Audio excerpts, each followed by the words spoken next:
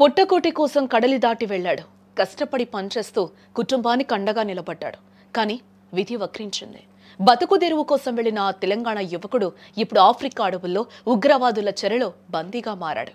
యాదాద్రి భువనగిరి జిల్లాకు చెందిన ప్రవీణ్ మాలి దేశంలో కిడ్నాప్కు గురయ్యాడు. 10 రోజులు దాటినా కొడుకు ఆచూకీ తెలియక తల్లిదండ్రులు తల్లడిల్లిపోతున్నారు. తమ బిడ్డను క్షేమంగా తిరిగి తీసుకురావాలంటూ కూడా కేంద్ర ప్రభుత్వాన్ని తల్లిదండ్రులు వేడుకుంటూ ఉన్నారు.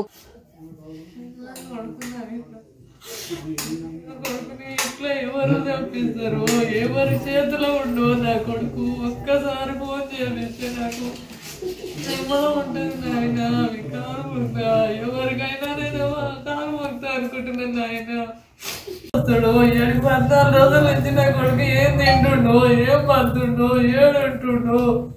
ఎవరికి మొక్కితే నా కొడుకు వస్తాడని ఏం చేయను. ఆయన ఏం చేసినా నాడు కూడా నైట్ 7 గంటలకు మాట్లాడినాను. ఆయన మాట్లాడినాం కానీ నా కొడుకు పని ఉందని తర్వాత చేస్తా అంటే నేను ఊరికి పోయినా. ఊరికాడ అందరం మాట్లాడి మామూలుగానే ఇట్లా చూసినాం. కానీ ఇంటికి వచ్చి నేను 10 గంటలకు ఫోన్ చేస్తే ఫోన్ ఇక్కడ రింగ్ అని నేను వస్తుంది అని అక్కడ పోతాట. సిగ్నల్ లేకపోతలేదేమో నా కొడుకు అనుకొని నేను ఆయన కంటిన్యూగా నిద్రపోయినాను. ఆయన నేను కానీ నా కొడుకు ఇట్లాంటిది అవుతుందేమో నా కొడుకు అనుకోలేదు. శనివారం నాడు చెప్పిండు నా కొడుకు, మమ్మీ నేను ఫస్ట్ వెనకై పోతున్నా, బొమ్మకు పోతున్నా, అక్కడ సిగ్నల్ ఉంటుంది ఉండదు, ఫోన్ కలవకుంటే నువ్వు టెన్షన్ పడకు మమ్మీ అని చెప్పిండు. అయ్యో నా కొడుకు రోజుకు ఫోన్ చేస్తాడు.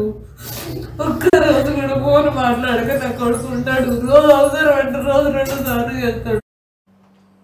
యాదాద్రి భువనగిరి జిల్లా భువనగిరి మండలం బండసోమారం గ్రామానికి చెందిన నల్లమాస జంగయ్య మహేశ్వరి దంపతుల రెండో కుమారుడే ఈ ప్రవీణ్. ఉన్న ఊర్లో ఉపాధి లేక హైదరాబాద్లోని ఓ బోర్వెల్ కంపెనీలో సూపర్వైజర్గా చేరాడు. కంపెనీ పని మీద ఏడాది క్రితం ఆఫ్రికాలోని మాలి దేశానికి అతను వెళ్లడం జరిగింది. రోజు తల్లిదండ్రులకు ఫోన్ చేసి యోగక్షేమాలు కనుక్కునే ప్రవీణ్ గొంతు వినిపించి నేటికి 10 రోజులు దాటిందని కూడా తల్లి ఆవేదన వ్యక్తం చేస్తూ ఉంది. గత నెల 22న చివరిసారిగా ప్రవీణ్ తన తల్లిదండ్రులతో మాట్లాడాడు. ఆ మరుసటి రోజు అంటే నవంబర్ 23న విధులకు వెళ్లి తిరిగి తన గదికి వస్తూ ఉండగా కూడా మార్గ మధ్యంలో జేఎన్ఐఎం అనే ఉగ్రవాద ముఠా ప్రవీణ్ను అపహరించింది.